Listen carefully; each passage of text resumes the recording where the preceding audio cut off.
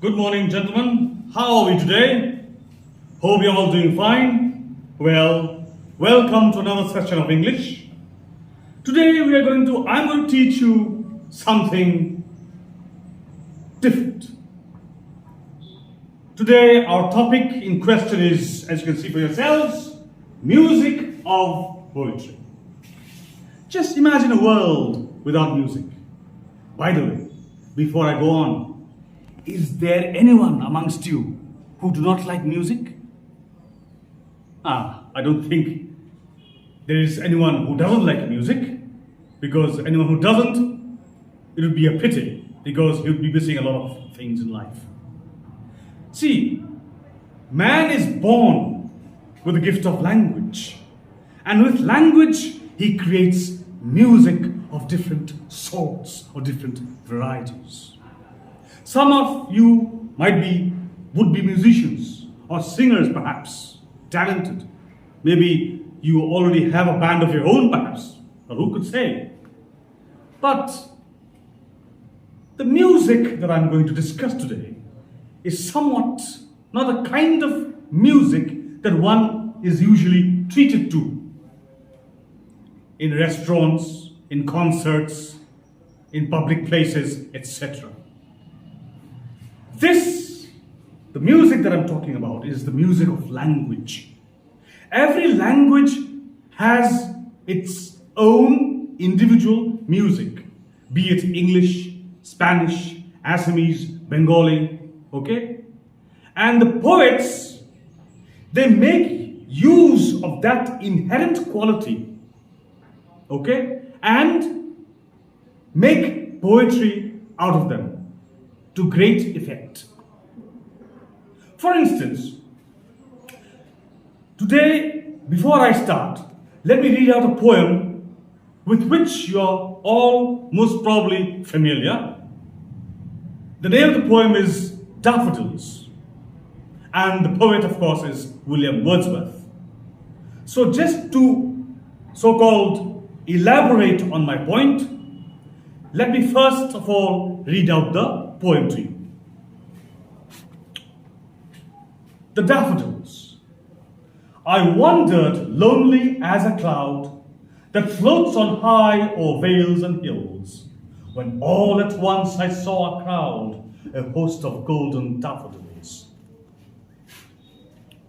Beneath the lake, beneath the trees, fluttering and dancing in the breeze, continuous as the stars that shine and twinkle on the Milky Way, they stretched in never-ending line along the margin of a bay. 10,000 saw I at a glance, tossing their heads in sprightly dance. The waves beside them danced, but they outdid the sparkling waves in glee. A poet could not be but gay in such a jocund company. I gazed and gazed, but little thought what wealth the show to me had brought. For oft, when on my couch I lie, in vacant or in pensive mood, they flash upon the inward eye, which is the bliss of solitude, and then my heart with pleasure fills, and dances with the daffodils. What do you think of it? Pretty rhythmic, don't you agree? Now naturally, poetry without rhythm is of little use. And this rhythm, the kind of rhythm that we normally observe in music, the beats, okay? Traditionally speaking, poets have been experimenting with various kinds of rhythmic cadences. And in the English language, the most popular rhythmic pattern is iambic. Now, what do you mean by iambic? Iambic is a kind of a construction of a word where certain stresses are put on a particular syllable.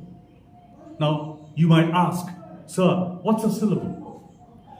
A syllable is an item of pronunciation which has a single vowel.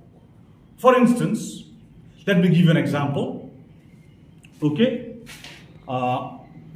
Here we are. Observe very carefully.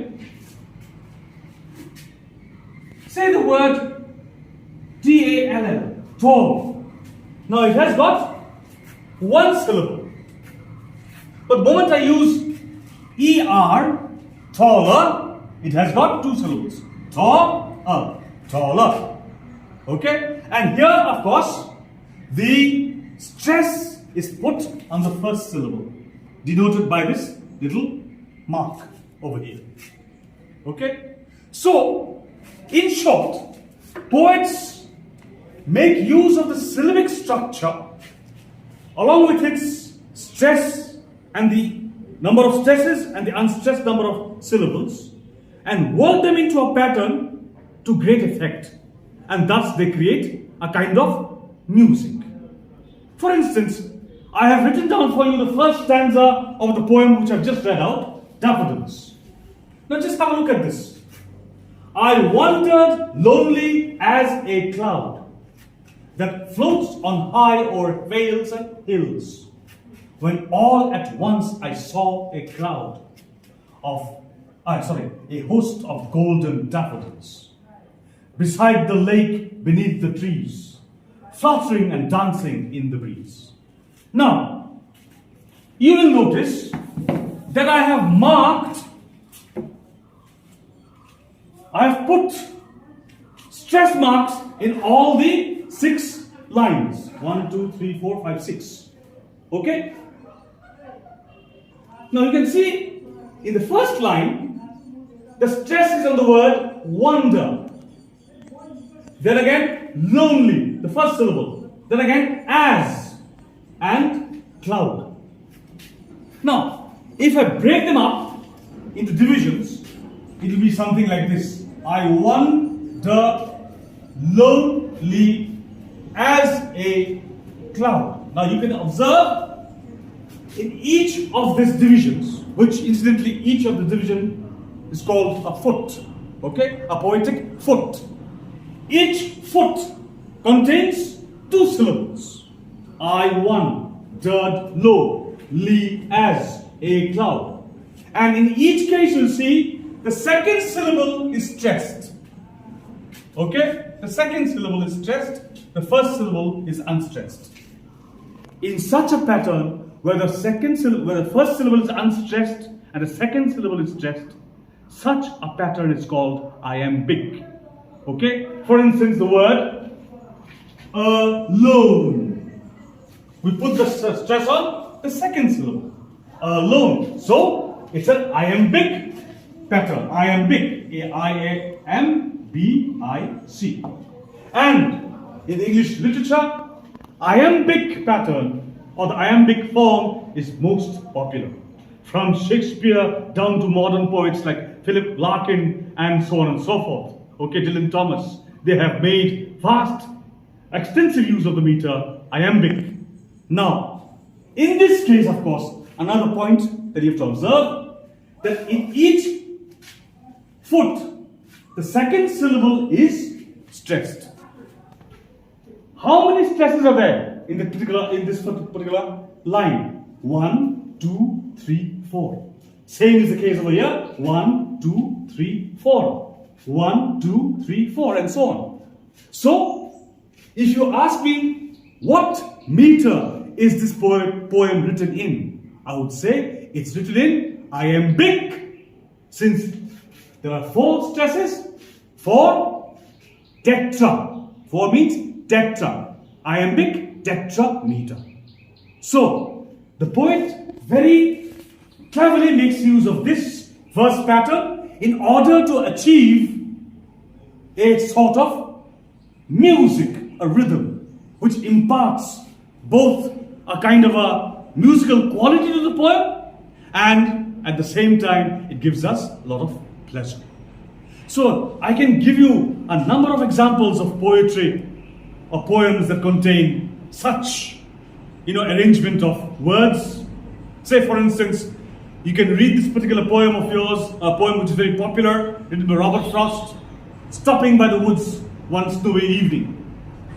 Okay, there also you'll see the poem the poet Robert Frost makes great use of stressed and unstressed syllables, and how he, in doing so, achieves a kind of dramatic, rhythmic effect, which is at once pleasurable and at the same time it gives the poem, a kind of a power, a zest. Okay, gentlemen, that is all for today. See you in the next class. Thank you very much.